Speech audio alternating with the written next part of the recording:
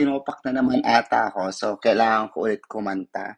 So, bibigyan ko kayo ng original music record. Tama?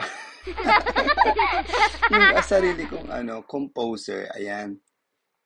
Ito po yung gagamitin kong kanta. So, pakinggan nyo at panoorin nyo ang aking original song na pangarap ko ay ibigin ka. So, what's this? And see what is my sing-a-song. Ibig na to na hindi magwawala. Uy, may problema ka ba? I-motivate mo sarili mo. Sino magmo-motivate sa'yo ako? Pangarap ko